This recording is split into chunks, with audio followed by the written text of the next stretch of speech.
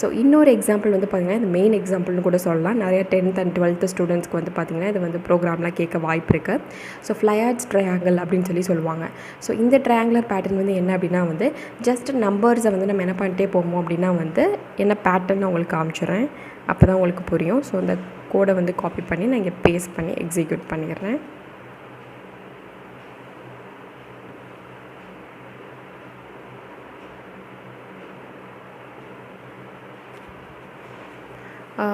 Sorry, அங்கேருந்து paste பண்ணனால some space நமக்கு தெரியும் இல்லையா. ஸோ பைத்தானில் வந்து பார்த்திங்க அப்படின்னா வந்து சில சின்டெக்ஸ் நம்ம ஏதாவது தப்பாக கொடுத்துட்டோம் அப்படின்னா இந்த மாதிரி தான் ஆகும்.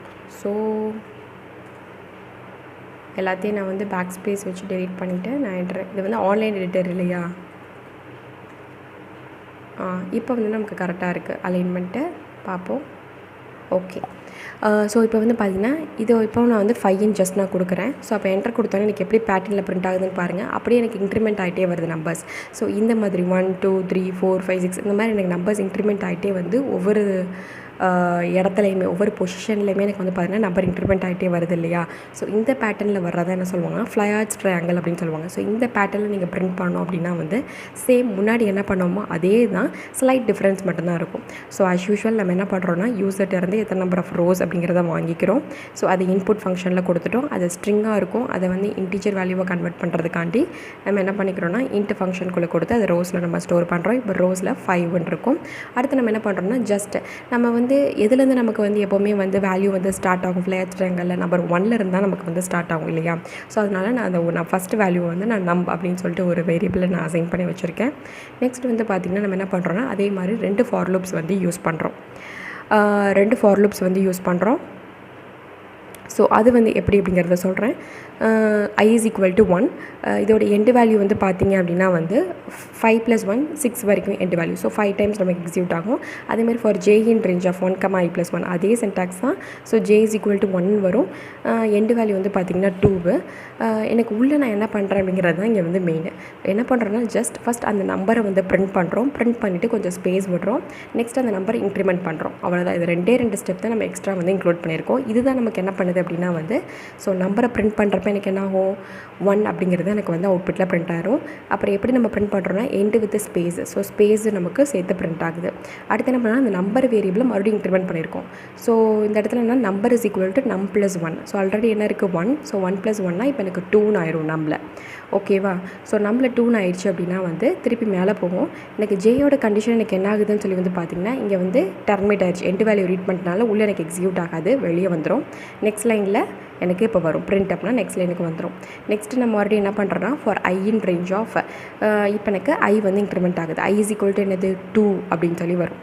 அப்போ மறுபடியும் என்ன i is equal to 2ன்னு சொல்லி நம்ம கொடுத்தோன்னே j வேல்யூ நமக்கு மறுபடியும் ஃபஸ்ட்டில் வந்து ஐட்ரேட் ஆகுது. So j is equal to 1 வரும். அப்போ நாங்கள் நம்பரை நம்ம பிரிண்ட் பண்ணுறோம். இப்போ நம்பர் வந்து எனக்கு என்னது ஆல்ரெடி நம்ம போன ஸ்டெப்லேயே இன்க்ரிமெண்ட் பண்ணிட்டோம். ஸோ நம்ம வந்து 2 அப்படின்னு இருக்குது. அதை எண்டு வித் ஸ்பேஸ் கொடுத்து நம்ம எண்ட் பண்ணுறோம். மறுபடியும் வந்து இப்போ என்ன பண்ணுறோம்னா நம்பர் இன்க்ரிமெண்ட் பண்ணிக்கிறோம். நம்பர் வந்து இப்போ a + 1. ஸோ 2 + 1 3ன்னு சொல்லி இப்போ மாறிடும். ஓகேவா. ஸோ மறுபடியும் மேலே போயிட்டு கண்டிஷன் நம்ம செக் பண்ணுறோம். எண்டு வேல்யூ வந்து என்னது 2 + 1 3 வரைக்கும். So j is equal to 2 வந்து எக்ஸிக்யூட் ஆகும். நம்மளோட வேல்யூ இப்போ என்னாச்சு 3ன்னு ஆச்சு. அதை நம்ம பிரிண்ட் பண்ணிடுறோம். அதுக்கப்புறமாட்டி கொஞ்சம் ஸ்பேஸ் கொடுக்குறோம். கொடுத்துட்டு மறுபடியும் நம்பரை வந்து இன்க்ரிமெண்ட் பண்ணுறோம். ஸோ நம்பர் இன்க்ரிமெண்ட் ஆடுற 3 + 1 இப்போ 4ன்னு ஆயிரும் நம்ம. திருப்பி வந்து பார்த்திங்கன்னா மேலே போகிறீங்க. மேலே போனால் j is equal to என்னென்ன ஆகிடுது 3ன்னு ஆகுது. 3ன்னு ஆகிறப்ப எனக்கு எண்டு வேல்யூ ரீச் ஆகிட்டனால வெளியே வந்துடும். ஆனால் இப்போ நம்மள இங்கே என்ன இருக்குதுன்னு தெரியுமா உங்களுக்கு 4ன்னு தான் இருக்குது. ஸோ மறுபடியும் இப்போ ஃபார் லூப் இங்கே போகுது. இங்கே போகிறப்ப வந்து பார்த்திங்கன்னா i is equal to 3 அப்படின்னு சொல்லி வரும். உள்ளே வந்து பார்த்திங்கன்னா for j in range of. So இது வந்து ஜேயோட வேல்யூ 1லேருந்து நமக்கு ஸ்டார்ட் பண்ணுது. ஸோ உள்ளே வந்து நம்பரோட வேல்யூ இப்போ எனக்கு என்ன போன ஸ்டெப்லேயே நம்ம 4ன்னு முடிச்சிருக்கோம். ஸோ 4 இங்கே எனக்கு பிரிண்ட் பண்ணும். 4 பிரிண்ட் பண்ணிவிட்டு end with space. So space கொடுத்து எண்ட் பண்ணுறோம். மறுபடியும் இந்த இடத்துல நம்பர் இன்க்ரிமெண்ட் ஆகுது. ஸோ 5ன்னு இன்க்ரிமெண்ட் ஆயிரும். திருப்பி மேலே போகும். ஜேயோட வேல்யூ எனக்கு என்ன ஆகுது 2ன்னு இன்க்ரிமெண்ட் ஆகுது. அப்போ வந்து பார்த்திங்கன்னா நம்பரை பிரிண்ட் பண்ணது. நம்பர் தான் எனக்கு போன ஸ்டெப்பில் இன்க்ரிமெண்ட் ஆச்சு 5ன்னு. ஸோ 5 பிரிண்ட் பண்ணுறோம் எண்டு வித் ஸ்பேஸோட. அப்புறம் மறுபடியும் நம்பர் இன்க்ரிமெண்ட் பண்ணுறோம். இப்போ 6ன்னு ஆயிரும். மறுபடியும் மேலே போகிறோம். j = 3ன்னு இருக்குது. 3யை வந்து நமக்கு எக்ஸிக்யூட் பண்ணும். ஏன்னா ஐயோட வேல்யூ 3 தானே. ஸோ 3 + 1 4 தான் எனக்கு எண்ட் வேல்யூ. ஸோ 3யை வந்து எக்ஸிக்யூட் பண்ணுது. நம்பரை பிரிண்ட் பண்ணுறோம். 6ங்கிறது நமக்கு நம்மளோட வேல்யூ. ஸ்பேஸ் கொடுக்குறோம். அப்புறம் நம்ம வந்து இன்க்ரிமெண்ட் ஆகிடுச்சு. இப்போ கடைசியாக இந்த லூப்பில் வந்து இன்னர் லூப்பில் நம்மளோட வேல்யூ எதிர முடியுதுன்னா நமக்கு 7ன்னு சொல்லி முடியுது. 6 + 1 7ன்னு முடியுது. திருப்பி வெளியே வர்றப்போ வந்து பார்த்திங்கன்னா இங்கே j = 4 அப்படின்ட்டு இருக்கிறப்ப எனக்கு எண்ட் வேல்யூ ரீச் பண்ணுறதுனால வெளியே வந்துடும். ஸோ நெக்ஸ்ட்டு நியூ லைனுக்கு வரோம். மறுபடியும் திருப்பி மேலே போகுது. i = 4 அப்படின்னு சொல்லி போகிறோமா. மறுபடியும் எனக்கு j = 1லேருந்து ஸ்டார்ட் ஆகும். So j = 1. இப்போ நம்பரோட வேல்யூ வந்து பார்த்தீங்கன்னா லாஸ்ட் ஸ்டெப்பில் நம்ம எதில் முடித்தோம்? 7ல் முடித்தோம். ஸோ 7னா இங்கே எனக்கு என்ன பண்ணும்? 7ங்கிறத பிரிண்ட் பண்ணுது. நெக்ஸ்ட்டு j = 2ன்னு சொல்லி மேலே போகும் இல்லையா. மேலே போயிட்டு மறுபடியும் வந்து நம்பரை பிரிண்ட் பண்ணுறோம். இங்கே 7 பிரிண்ட் பண்ணதுக்கப்புறம் இங்கே இன்க்ரிமெண்ட் ஆகிருக்கும். நம்மளோட வேல்யூ 8ன்னு ஆயிருக்கும். அப்புறம் j = 2ன்னு சொல்லி மேலே போகிறோம். நம்பரை பிரிண்ட் பண்ணுறோம். நம்பரை பிரிண்ட் பண்ணுறப்ப 8ன்னு வரும்.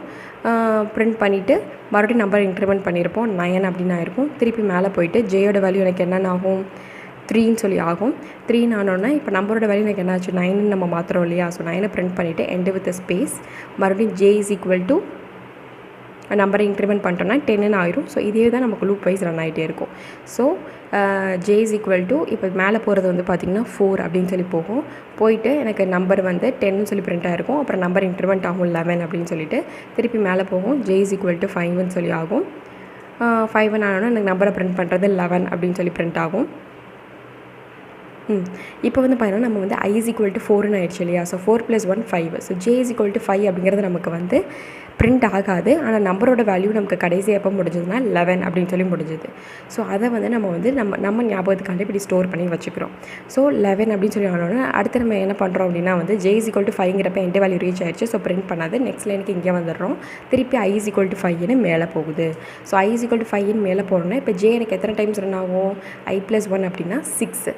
ஸோ j மட்டும் 5 டைம்ஸ் எனக்கு ரன் ஆகும். j = 1க்கு எக்ஸிக்யூட் ஆகும். j = 2க்கு எக்ஸிக்யூட் ஆகும். j = 3க்கு, j = 4க்கு, j = 5. So 5 times எனக்கு எக்ஸிக்யூட் ஆகும். ஸோ j = 1 வர்றப்ப எனக்கு நம்பரை பிரிண்ட் பண்ணுது. நம்பரை பிரிண்ட் பண்ணுறப்ப எனக்கு என்ன வேல்யூ வரும்?